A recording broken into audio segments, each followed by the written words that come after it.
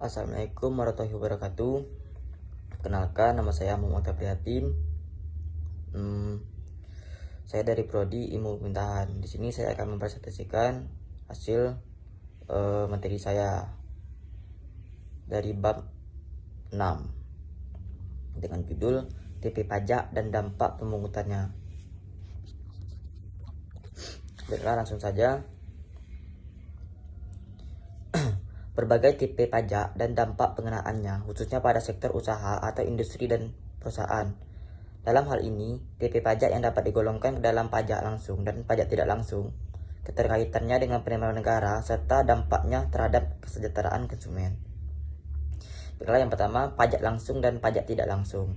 Pajak langsung dan pajak tidak langsung dapat ditinjau dari dua segi, yaitu pertama, dari segi tata usaha atau administrasi negara, dan kedua dari segi ekonomi. Baiklah, adapun pengertian pajak langsung dan pajak tidak langsung, yaitu pajak langsung ditinjau dari segi tata usaha negara adalah pajak yang dikenakan berdasarkan atas surat ketetapan pajak atau KOHIR, dan pengenaannya dilakukan secara berkala, misalnya setiap tahun. Sedangkan dari segi ekonomi, pajak langsung ialah pajak yang beban pajaknya tidak dapat digeserkan atau dilimpahkan kepada orang atau pihak lain. Contoh dari pajak langsung yaitu pajak pendapatan, pajak kekayaan, pajak perseroan, pajak rumah tangga, fair bonding, pajak dividen, MPO, dan lain-lain. Sedangkan pajak tidak langsung menurut interpretasi tata usaha negara adalah pajak yang pemungutannya tidak dilakukan berdasarkan atas surat ketetapan pajak atau KOHIR, dan pengenaannya tidak dilakukan secara berkala. Dalam segi ekonomi, pajak tidak langsung ialah pajak yang beban pajaknya dapat digeserkan atau dilimpahkan kepada orang atau pihak lain. Contoh dari pajak tidak langsung adalah pajak penjualan, cukai, bea masuk, bea materai, bea balik nama kendaraan bermotor, bea lelang, pajak pertambahan nilai, dan lain-lain. Jadi dapat disimpulkan bahwa pajak langsung adalah pajak yang dikenakan atas pendapatan masyarakat. Sedangkan pajak tidak langsung ialah pajak yang dikenakan atas transaksi jual beli atau pembayaran barang-barang dan jasa. Selanjutnya ada pajak langsung dan pajak tidak langsung sebagai sumber penerimaan negara. Sebenarnya penerimaan negara sedang berkembang yang berasal dari pajak sebagian besar adalah dari pajak tidak langsung. Sebaliknya, bagi negara-negara yang sudah maju, penerimaan pemerintah atau penerimaan negara yang berasal dari pajak sebagian besar berasal dari pajak langsung. Sejak awal pelita 1 tahun 1969 sampai 1970, sampai dengan pertengahan pelita 2 tahun 1981 sampai 1982. Proporsi penerimaan pemerintah yang berasal dari pajak langsung selalu lebih rendah daripada penerimaan pajak tidak langsung, yaitu berkisar antara 21% sampai 40% untuk pajak langsung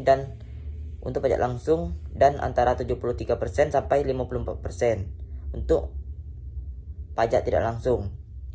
Semuanya dihitung dari penerimaan rutin non minyak dan gas alam. Selanjutnya ada keuntungan pajak tidak langsung. Keuntungan dari pajak tidak langsung ialah yang pertama, untuk anggaran pendapatan negara dapat dikatakan bahwa hasilnya lebih stabil jika dibandingkan dengan hasil dari pemungutan pajak langsung.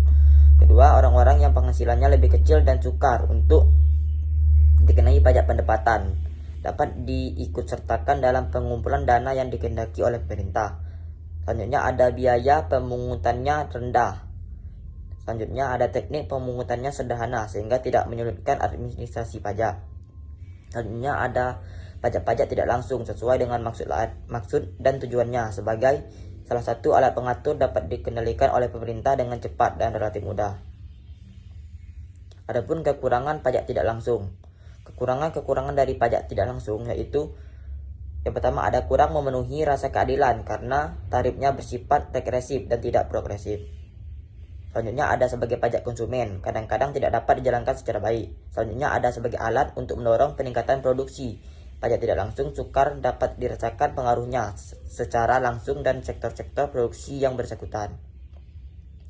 Baiklah, materi selanjutnya yaitu pengaruh pajak langsung dan pajak tidak langsung terhadap kesejahteraan konsumen. Pengaruh dari pajak langsung dan pajak tidak langsung terhadap kesejahteraan konsumen, misalkan saja pajak penghasilan sebagai pajak yang mewakili pajak langsung dan PPN atau pajak penjualan sebagai pajak yang dikenakan pada setiap satuan barang yang dijual sebagai pajak yang mewakili pajak tidak langsung.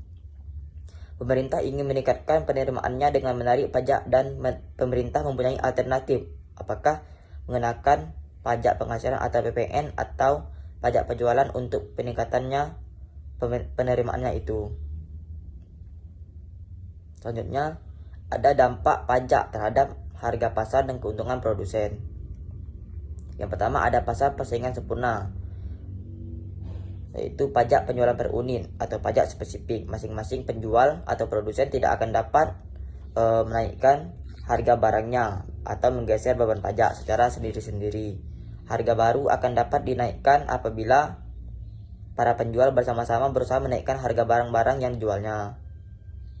Selanjutnya ada pajak lamsam. Pajak itu bersifat lamsam, artinya tidak tergantung pada banyak atau sedikitnya barang yang dijual atau dihasilkan. Misalkan pajak lamsam itu sebesar 20 US dollar.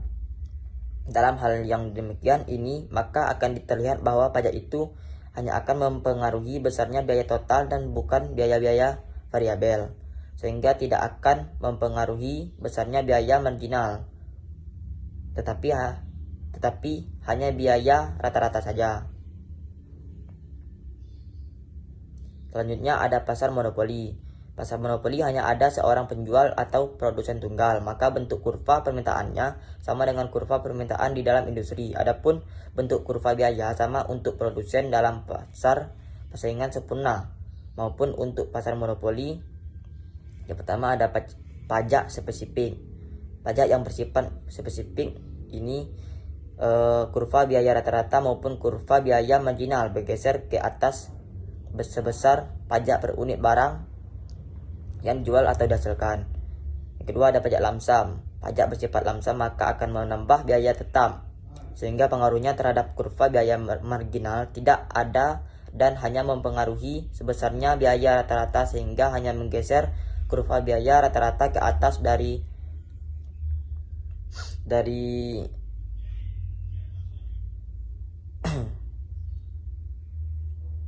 AC0 ke ACO. Pajak yang bersifat lamsam tidak akan mempengaruhi banyaknya barang yang dihasilkan, sehingga tidak menggeser kurva penawaran dan harga barang akan tetap setinggi OP. Selanjutnya ada kesejahteraan yang hilang karena pajak. Dalam beberapa hal, suatu pungutan pajak akan menimbulkan beban yang lebih berat dibanding nilai pajak yang dipungut. Kelebihan beban yang ditimbulkan oleh pajak itulah yang disebut kesejahteraan yang hilang karena pajak. Penting sekali membedakan secara jelas antara beban tak langsung akibat pajak dan biaya langsung akibat pajak dalam hubungannya dengan penarikan sumber-sumber produktif dari sektor swasta. Perbedaan itu dapat dilihat secara jelas dengan contoh berikut. Misalnya suatu pajak penjualan atau PPN dikenakan pada penjualan mesin cuci, tetapi pajak itu dikenakan sedemikian tinggi sehingga harga mesin cuci menjadi mahal dan produksi mesin cuci menurun sampai nol. Dalam hal ini, demikian berarti tidak ada biaya langsung dari suatu pajak, sebab tidak ada penerimaan pajak yang dapat dikumpulkan oleh pemerintah, tetapi ada beban bagi masyarakat akibat pajak tersebut, yaitu tidak ada lagi mesin cuci yang dijual di pasar, padahal mesin cuci itu sangat dibutuhkan oleh masyarakat. Sekian hasil presentasi dari saya. Saya ucapkan wassalamualaikum warahmatullahi wabarakatuh.